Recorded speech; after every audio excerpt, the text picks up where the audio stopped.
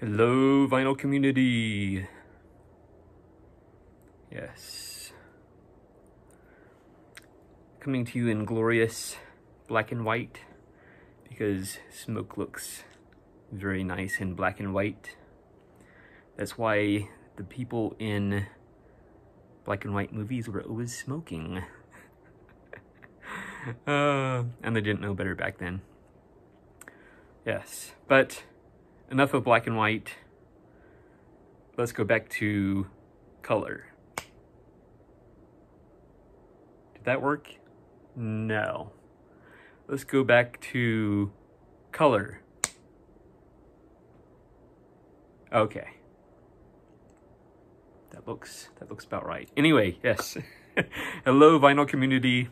So a huge shout out to David at Sequoia Flame on YouTube.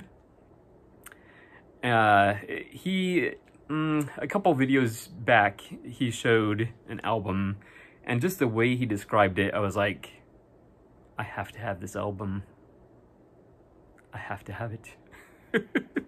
By the way, this incense smells like dragon's blood. It's kind of, just kind of a manly scent. Anyway, yeah, so he was showing this album, and the way he described it, I was like, wow, I have to have that. So I pretty much instantly bought it, and it arrived a while back. I've been waiting to listen to it, and I only listened to it the one time and took some notes. Yeah, so without further ado, it is on CD, not vinyl, but CD, because this isn't available on vinyl. Sopko, Laswell, and Pridgen. Yes. Like the smoke there.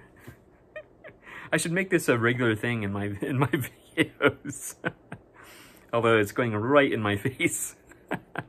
Fortunately, I like incense, but this is not a new album. It's from 2015. You know what? I was going to mention David at Sequoia Flame. He's been doing videos for a long time. I feel like he's one of the originals. It looks like his first vinyl-related videos was 9 years ago. And for comparison's sake, Derek Higgins' first vinyl-related video, I believe, was like 10 years ago. And then for me, 7 years ago. So that gives you an idea of how long David has been around in the vinyl community. A long time. Again, I feel like he was one of the originals, just because that's a lot of smoke. just because I'm pretty sure he was one of the first ones I saw. So, yeah. Anyway, back to the album. So, yeah, so we have Mike Sopko on guitar, Bill Laswell on bass, and Thomas Pridgen on drums. So Mike Sopko, I could find very little information about him. Basically, according to allmusic.com, I mean, this is probably his first project. That's not necessarily the case, but based on the information they have on there, it looks like it. Bill Laswell is kind of all over the place, playing bass. Stylistically, he's all over the place. It does tend to lean towards the art rock, experimental, ambient, a bunch of other genres. Probably some jazz in there. And then Thomas Pridgen on drums comes from the Mars Volta. At some point, I'm not sure when. Again, there's not a whole lot of information on AllMusic about the Mars Volta. They do say he was in there, but I don't know when. So anyway, and that was based on a brief research. But all right, so we have the 3 core, and then there's some guest artists on there. Well, let's take a look at it first. All right, so this is inside the tray. We have this grasshopper looking thing, like a cartoonish grasshopper, also on the CD there. Not a whole lot in the way of liner notes. In fact, very, very little. It is instrumental, so, you know, there's no lyrics or anything. That's the back. There you get the full picture. Yeah. All right.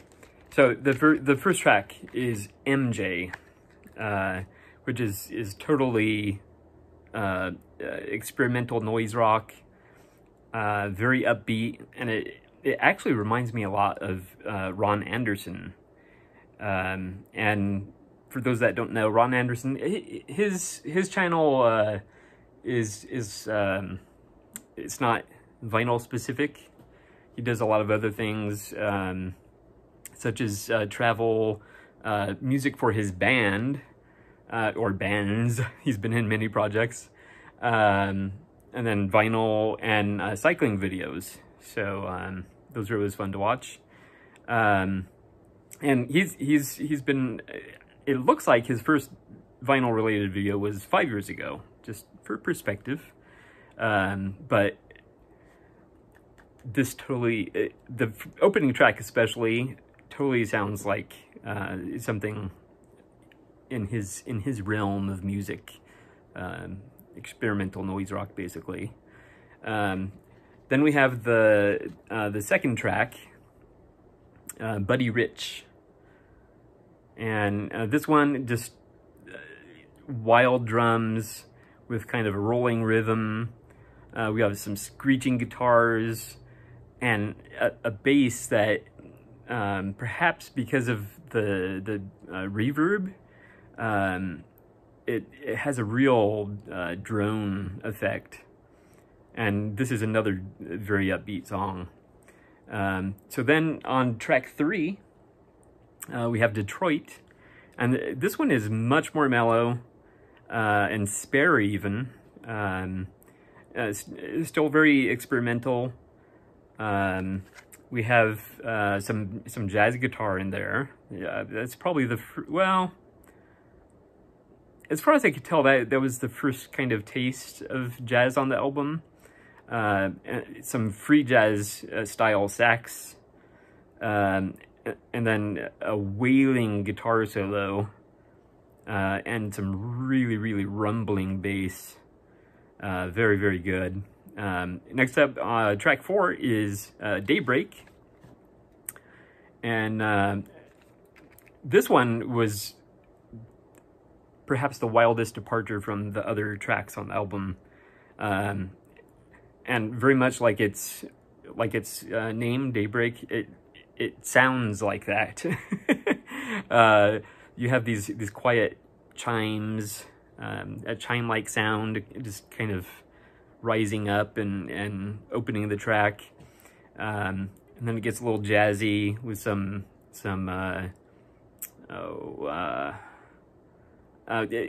there's a deep bass solo, which is awesome. Some subtle guitars, and then the chimes, they get to a point where they're very, very drone-like. So, and I think David mentioned that this had some drone qualities to it. All right, so number 5, Quench. So this one's like it starts out like a slow to mid-tempo rock. The bass sounds kind of smooth, and it almost sounds like a slide bass. I could be completely wrong about that. And then there's some guitar noise and jazzy drums. So at number 6 we have Grayson. This one's another upbeat one. So after a couple of slower tracks, we get another upbeat one with rolling drums, a fuzzy drone, some subtle guitar, a rumbling bass. You're gonna hear that a lot. There's a lot of rumbling bass. And then some Spanish style guitar on the outro of the song. So that was interesting. Number 7 is Acres. This one we have kind of down-tempo jazzy drums. We have some jazzy bass, abstract guitar, and definitely some guitar noise in there. And the drums almost settle into like a tribal beat. So that was very interesting. Next up, track 8 is airplane mode. This one has again, we get some chimes coming in. That's kind of a repeated sound that they go for in this album. So let's see, where am I? Yeah, so there's the chime-like intro, then it opens up into a very jazzy bass, drums, guitar, and sax. There's some abstract percussion, and mid-tempo, it's mid-tempo to upbeat. We get some tastes of free jazz in there, and it kind of builds to a rumbling cacophony. Then it settles back into free jazz, and there's some interesting tempo changes in there. So that may be one of my favorite tracks on the album. I'm gonna have to listen to this a few more times. I mean, there's a lot to pick up in this. Yeah, definitely. Then track number 9 is Shades of Sunny Days. This one starts out very spare and almost has some nightmarish noise. And it sounds like kind of a down-tempo upright bass. Again, I could be wrong, but that's kind of what it sounds like. And it's partly difficult to identify these, the bass especially. It seems like they put a lot of reverb on the bass. So it makes it a little tricky for someone who doesn't know better to identify, you know, just what kind of bass or what style of play and so on. Oh, and then the guitar comes in, and it's kind of abstract minimalist guitar. And again, there's lots of reverb on this track in particular. Number 10, Praxis. We have some hard rock guitars, drums. It's more mid-tempo. We have some we have the chimes returning. This one is catchy. It's what I describe as a head bobber. You just, you know, it's mid-tempo. You're not gonna be, it's not head banging, but definitely head bobbing. You'll get some of that going on. And it's interesting because the bass kind of plays along and mimics the guitar line. So that's pretty interesting. And it has a rolling rhythm, and then some wild guitars come in.